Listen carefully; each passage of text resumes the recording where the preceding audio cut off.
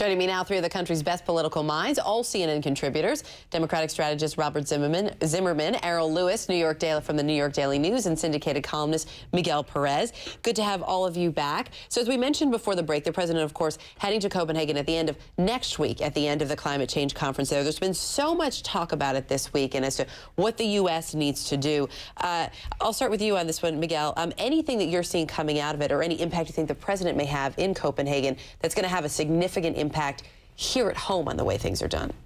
Well, it's the other way around. I think he has to have the support from Congress here at home so that he can go over there and show some leadership. This country needs to show some leadership on this front, and unfortunately, Congress hasn't moved fast enough for the president to go out and show that leadership. So in terms of what would signify leadership, Errol, there was this bill introduced yesterday, a bipartisan bill by 3 senators to look at some things that could be done here. I think the key word is bipartisan. I mean, he's been looking for some kind of significant bipartisanship, which is one of his major campaign promises. He didn't get it on TARP. He didn't get it on the bailout. He didn't get it on the auto bailout. He didn't get it on health care, certainly.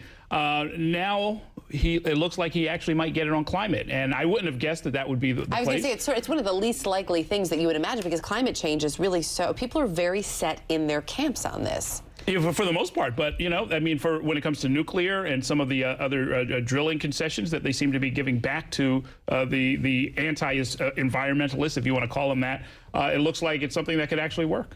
It could work, but of course it would actually have to be passed, and it's going to have to get a little bit more support. What are the chances of that, Robert?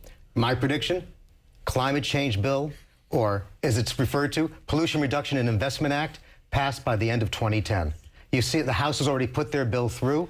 The Senate has, 3 of the key committees have put their versions through, the Kerry Boxer and Graham bill through. And ultimately, well, you know, we hear all this debate amongst pundits about whether climate change is real or not. In the Congress, I speak to members from both sides. They know it's real. They know it has to be addressed. The bigger question is, do you score any political points for it? Well, and especially with midterm elections, of course, coming up, that is a major concern for all of these lawmakers, especially those facing re-election. Another major concern, health care reform, which, as Errol pointed out, not a lot of bipartisan support there. Candy Curley made a great point earlier in the program that, you know, for Democrats, no bill is better than a bad bill. They can go back and fix it. Robert, is that really the best route to take? That is the route that's taken.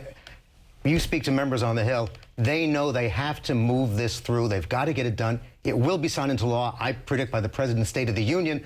And the reality is they've got to move this off the agenda so they can focus on jobs, which is topic #1 of the American people. Right, but there is a concern on the other side that, okay, great, so you get a bill passed, but changing that bill could prove to be even more difficult than getting the initial one passed. So is that the smartest way, especially, Errol, with elections coming up, for Democrats to go about this? Unfortunately, it is. I mean, what I'm hearing from staffers on the Hill and from people who try to influence those staffers is that an enormous amount of national conversation about all kinds of topics is completely gummed up. You can't get the attention of people. The senators are in round-the-clock negotiations. You can't talk to them about anything. And so everybody wants this done, including the White House, by the way. They want something really, really badly.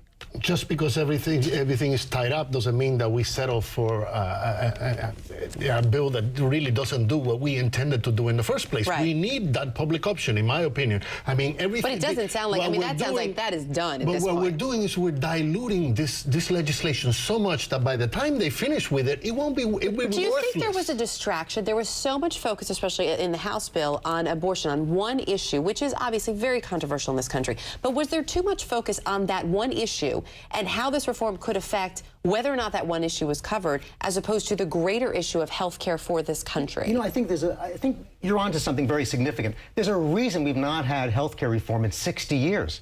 This is a very hard initiative to put through.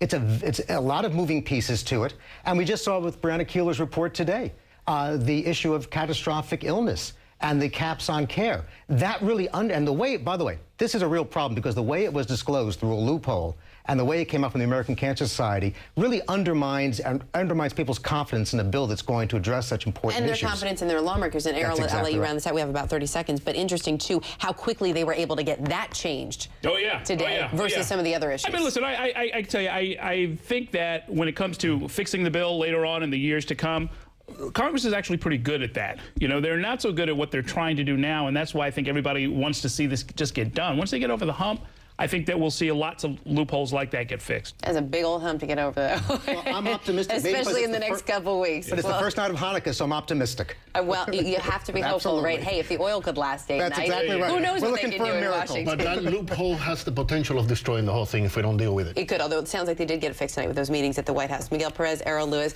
Robert Zimmerman, good to have all of you with us. And happy Hanukkah. Thank you. Coming up at the top of the hour, Campbell Brown. Hi, Campbell. Hey there,